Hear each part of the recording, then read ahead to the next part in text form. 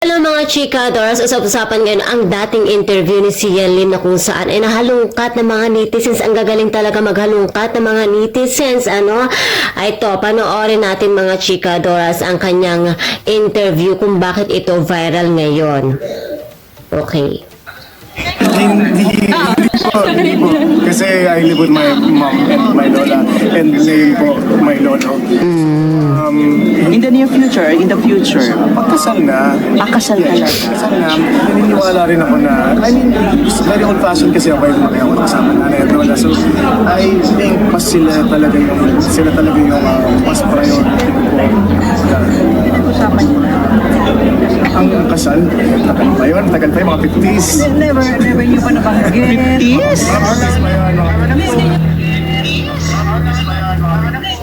Okay, so sabi nga niya, viral ito ngayon kasi nga, parang hindi na daw magtataka yung mga netizens kung bakit hiniwalayan siya ni Kim Chiu. Kasi nga, nabanggit niya doon na matagal pa daw sila magpapakasal ni Kim, mga 50s pa daw. So, ayun, kaya pala hiniwalayan kasi mga 50s mo papapakasalan si Kim Chiu.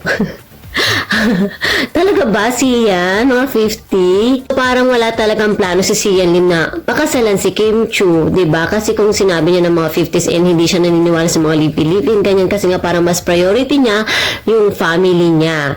And of course, parang wala siyang plano na magkaroon pa ng sariling pamilya. So, kawawa naman yung magiging susunod na girlfriend ni Sian Lim. Pero syempre, 'di ba, wag tayo maghusga agad, 'di ba? Malay natin ay iba naman na ang pananaw ngayon ni Sia dahil nga in the past pa rin 'yon. So hindi rin natin alam kung ano na yung plano niya ngayon, 'di ba? Lalo na at nagkakaedad na siya. So magbabasa tayo ng comment.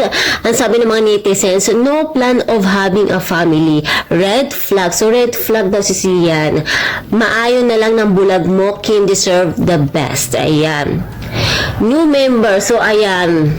New member of red flag daw si Sian Lim. So, nako, iiwan ka talaga ng babae kaya tama lang si Kim. Sayang lang ang beauty niya kung hihintayin ka. Mas deserve pa ang darating kay Kim Chiu. So, another Richard and Mavi, Mama's boy. It's their choice naman. Kanya-kanya talaga ng priority. So, maigi na lang talaga na naghiniwalayan ka na.